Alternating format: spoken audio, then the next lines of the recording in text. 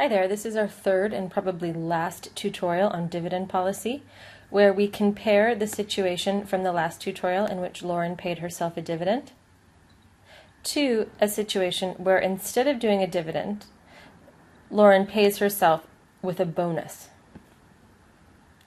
So bonuses differ from dividends in that they go out to the recipient, kind of like salary, right?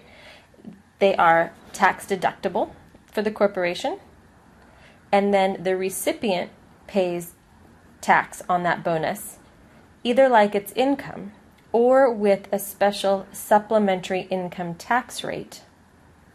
If we look at the 2015 tax rates tab that I brought up, bonuses are down here at the bottom. Bonuses sometimes are taxed like ordinary income, but they're often taxed as special supplementary income, for which the rates are 25% on a bonus less than 1 million and 39.6% on a bonus more than 1 million. So I'm going to steal this 25% figure,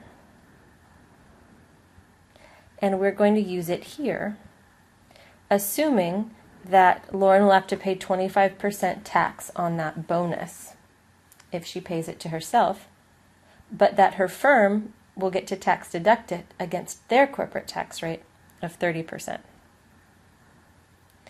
So if the firm wants to pay Lauren $5,000 in a bonus, they don't actually need to pay her $5,000. Well, they do. They'll give her $5,000, but it won't cost them $5,000 because bonuses are like salary or any other type of write-off where you get a tax shield. So what they have to pay her, or what they actually have to, what it's going to reduce their cash is going to be the amount they want to give her multiplied by 1 minus the tax rate. Because when they pay her a salary, the government lets them, or a bonus, right? The government lets them pay less tax. So they actually only need to part with $3,500 in after-tax dollars. Right? It only costs them $3,500 in after-tax dollars to get her the $5,000. So we need to analyze the impact of that on the balance sheet, right? What's that going to do to our balance of cash, to our balance of accumulated retained earnings, and to our total assets and liabilities and equity? And then we need to figure out what the total cash to the owner would be under that situation. So let's start here, assuming that the firm is going to pay out $3,500 in cash.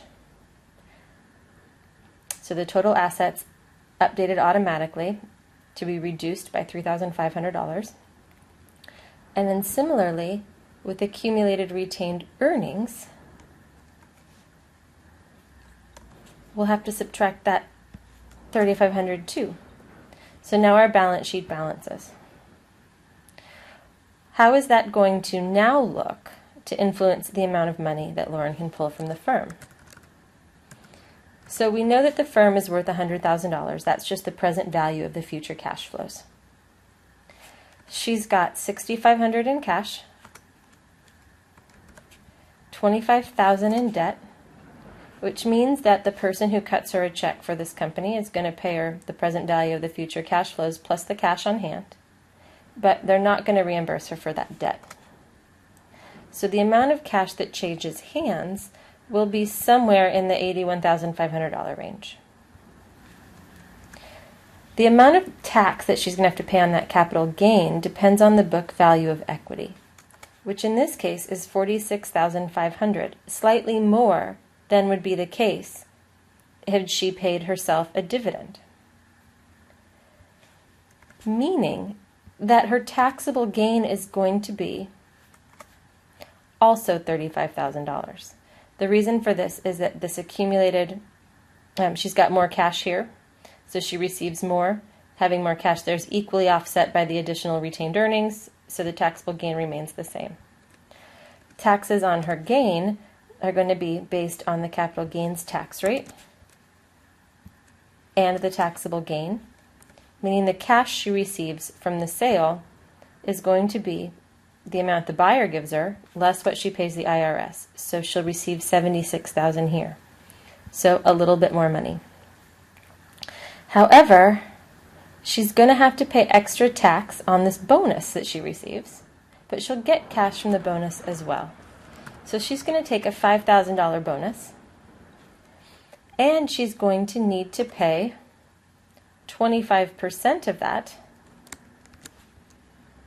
as tax, which means the total cash to the owner is going to be the $76,000 from her sale, plus the cash she takes as the bonus, minus what she pays on tax.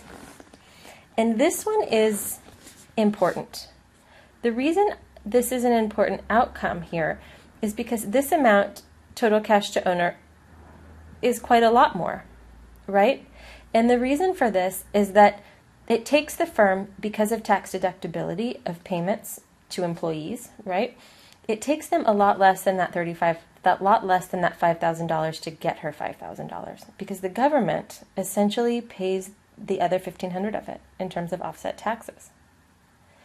So based on this tax structure, the bonus is going to be a lot more lucrative. Just for curiosity, I want to make a change here. I want to change the tax rate on bonuses. And let's assume that instead of getting paid out in a check, right, where she pays this 25%, let's say it gets sent out at her higher tax rate. Or let's actually make it a clearer example. And let's say that the government changes the tax rate on bonuses from being 25% to being 35%. What does that do? Right? So here, the 35% tax rate on bonuses changes the amount of total cash to owner that she's going to get.